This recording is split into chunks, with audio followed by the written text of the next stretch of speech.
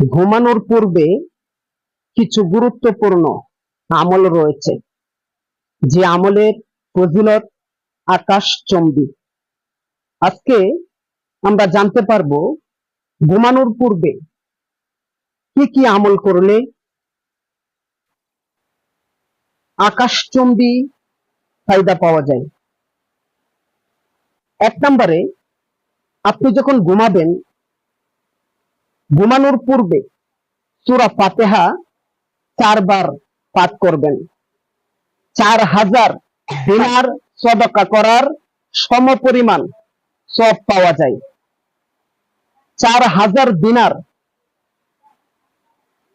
কয়টা মানুষ রয়েছে যে প্রতিদিন সদকা করে?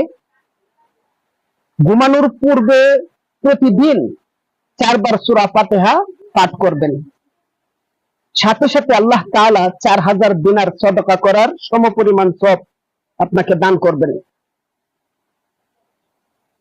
এরপর 2 নম্বরে যে আমলটি করবেন, সূরা ইখলাস 3 বার পাঠ করবেন। এটা আমরা সকলেই জানি। এক খতম কোরআনুল কারীম খতম করার সওয়াব আল্লাহ তাআলা আপনার আমলনামায় দিয়ে দিবেন। 3 নম্বরে, যে কোনো কালেমা 4 বার পাঠ করুন। একটি হজ করার সমপরিমাণ সওয়াব আল্লাহ তাআলা আপনার আমলনামায় দিয়ে দিবেন। 4 নম্বরে, ইস্তেগফার 10 বার পাঠ করুন।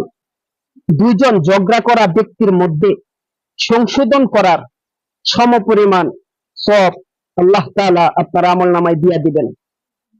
আজ আমাদের সমাজে দেখা যায় মানুষ একে অপরের সাথে ঝগড়া বিবাদে লিপ্ত করিয়ে দেয়, কিন্তু ঝগড়া বিবাদ থেকে দূরে সরিয়ে রাখা, ঝগড়া বিবাদ সমাধান করে দেওয়া, এটা যে কত বেশি পরিমাণ সওয়াব, এটা যদি মানুষ চোখে দেখতো, তাহলে কিছু মানুষ একটা দল গঠন করত, যে কোন জায়গায় কোন সময় মানুষ ঝগড়া বিবাদে লিপ্ত হয়, সেই জায়গায় যে যে ঝগড়া বিবাদ মানুষ সমাধান করে দিত।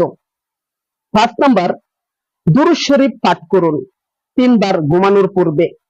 জান্নাতের মূল্য আদায়ের সমপরিমাণ সওয়াব আল্লাহ তাআলা আপনার আমলনামায় দান করে দিবেন।